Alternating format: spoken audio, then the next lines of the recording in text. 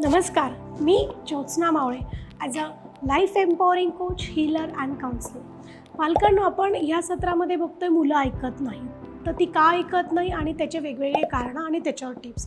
आपण याच्या आधी 2 व्हिडिओमध्ये बघितलं मुलं ऐकत नाही. पहिलं तर टी व्ही बघणं, तर त्याच्यासाठी आपण एक टिप बघितली की मुलांना तुम्ही अल्टरनेटिव्ह शोधून द्या. दुसरी आपण बघितली मुलं ऐकत नाही का, तर आपण सारखं त्यांना नाही, नको करू, हे नको, ते नको, आपण निगेटिव्ह वर्ड्स वापरतो किंवा निगेटिव्ह सेंटेन्सेस वापरतो. तिथे आपल्याला पॉझिटिव्ह गेलं तर मुलं नक्की ऐकते. आणि आज आपण एक तिसरी टिप बघतो आहोत, मुलं ऐकत नाही कुठल्या कारणांसाठी आणि त्याची टिप काय आहे. बघा पालकांनो, मुलं ऐकत नाही. बघा, बऱ्याच वेळेला असं होतं, आपण मम्मी लोक खूप बिझी असतो आणि आपल्याला एखादी गोष्ट करायची आहे आणि त्यावेळेला आपलं मुलाला पण वेळ द्यायचा आहे, तर आपण त्यांच्या हातामध्ये काहीतरी देतो किंवा त्यांना एक दुसरा अल्टरनेटिव्ह देतो की जो चांगला नाही आहे त्यांच्यासाठी. पण आपण म्हणतो ठीक आहे ना, मला किचनमध्ये काम आहे ना, थोड्या वेळ मोबाईल बघितलं तर काय होणार आहे, किंवा मला आत्ता पाहुणे आलेत ना, तर मी अभ्यास सोडून माझ्या मुलाला खाली खेळायला पाठवते.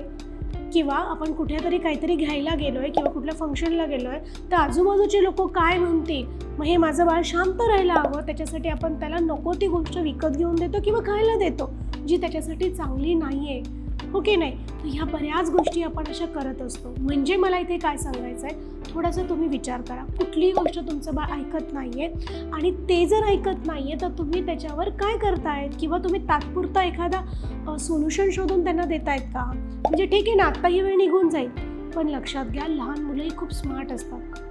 लेट्स से तुम्ही बाहेर गेला आहेत कुठल्या फंक्शनला, तिकडे तुमच्या बाळासाठी आईस्क्रीम खाणं चांगलं नाही आहे, पण ते रडेल, मग ते बाकीचे लोक काय म्हणतील, तुमचं बाळ ऐकत नाही म्हणून आपण त्याला खाऊ घालतो. हे एक एक्झाम्पल झालं. अशी बरीच एक्झाम्पल्स असू शकतात, तुम्हाला ती शोधावी लागतील. तर आपण ती तात्पुरता करतोय का, किंवा तात्पुरतं ती कोणीतरी काय म्हणेल त्याच्यासाठी करतोय का, हे जर करत असो तर पहिले हे बंद करा. कारण मी परत सांगेल, ते आर व्हेरी स्मार्ट.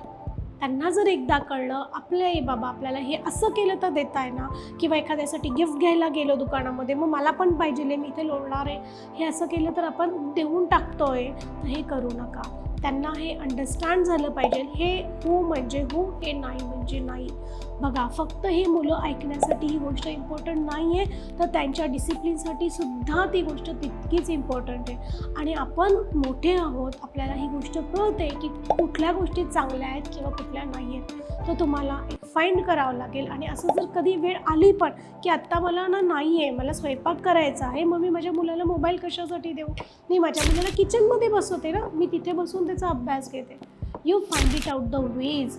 किंवा बाबा जर बिझी आहेत, किंवा तुम्ही त्याला समजा एखाद्या दुकानात घेऊन गेलेला आहे आणि एखादं गिफ्ट विकत घ्यायचं आहे, ठीक आहे, तर त्यावेळेला ते बाबांकडे किंवा वडिलांकडे ते बाळ जर मागते की मला पण पाहिजे, नाही तर मी इथून जाणार नाही, तर त्याला ते समजावून सांगा की बड्डेला आपण गिफ्ट्स देतो, बरोबर की नाही. हे जर तुम्ही त्यांना समजून सांगितलं तर तुमचं नक्की ऐकतील. मी हे काही जनरलाइज एक्झाम्पल दिले, पण पालकांनो, तुम्हाला तुमची मुलं नक्की माहिती आहेत, तर तुम्हाला शोधावं लागेल की त्याचं उत्तर काय. आणि समजा तुम्हाला जर अगदीच मुलं ऐकत नाही आहेत किंवा हे करत नाही आहेत, तर तुम्ही कधीही माझी अपॉइंटमेंट घेऊन काउन्सिलिंगसाठी येऊ शकतात, पण त्यासाठी मला दोघंही पॅरेंट्स लागतात. सो आज आपण बघितलेली तिसरी टीप, तुमचं बाळ ऐकत नाही आहे तर त्याचं रिझन काय आहे, किंवा अनवॉन्टेड आपण त्याला सूट देतो आहे का, किंवा काही वेळेला आपल्या स्वार्थासाठी आपण ती गोष्ट त्यांना देतो आहे का, आणि मग ती चांगली नाही आहे. हे जर वारंवार घडत असेल तर तुम्हाला याचा शोध घ्यावा लागेल आणि ती पहिली बंद करावी लागेल. आणि विसरू नका, तुमच्या पल्ल्याला रोज 2 वेळा घट्ट मिठी मारायला आणि सांगा, बाळा रे, तू मला खूप आवडतो, माझं तुझ्यावर खूप प्रेम आहे आणि माझा विश्वास पण आहे, तू सगळ्या गोष्टी चांगल्या करतो. आणि ज्यांना ह्या पॅरेंटिंगच्या टिप्सची गरज आहे त्यांच्याबरोबर हे चॅनल शेअर करा, चॅनलला सबस्क्राईब करा, लाईक करा आणि कमेंट करा. Thank you so much. धन्यवाद.